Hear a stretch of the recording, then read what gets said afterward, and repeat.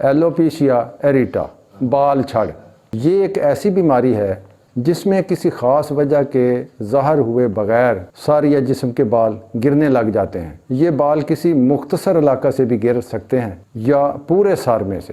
20% تک مریضوں میں یہ وراثتی بیماری پائی گئی ہے۔ یہ بیماری ہر عمر میں شروع ہو سکتی ہے۔ اسے ذہنی تفکرات کا باعث قرار دیا جاتا ہے۔ اس اذیت کا شکار ہونے والوں کی اکثریت ڈاکٹروں کے پاس جانے کی بجائے نیم حکیموں، سنیاسیوں اور اشتہار بازوں کے پاس چلی جاتی ہے۔ مرض کی ابتدا میں بال گرنے کی تعداد میں اضافہ ہوتا ہے۔ سر کی مالش اور رگڑائی کرنے سے بال زیادہ گرتے ہیں۔ اس طرح سر، داڑھی اور پلکوں میں بالوں کے بغیر قطع نمودار ہو جاتے ہیں۔ خالی جلد صاف ستھری اور چمکدار نظر آتی ہے۔ خالی قطعوں کے کناروں سے بال اکھاڑ کر اگر ان کو مہذب عدسے سے دیکھا جائے تو ان کے سرے ڈنڈے کی طرح موٹے ہوتے ہیں۔ جب بال ٹوٹ کر گریں تو ان کی شباہت ہاکی کی مانند ہو جاتی ہے۔ بال گرنے کے ساتھ ناخنوں میں لمبائی کے رخ لکیریں پڑ جاتی ہیں۔ ان میں گڑھے بھی پڑ سکتے ہیں اور یہ معمول سے زیادہ موٹے بھی ہو جاتے ہیں۔ اکثر مریضوں میں بال گرنے کے ساتھ ساتھ آنکھوں میں موتیا بند بھی ہو جاتا ہے، جبکہ 5% مریضوں میں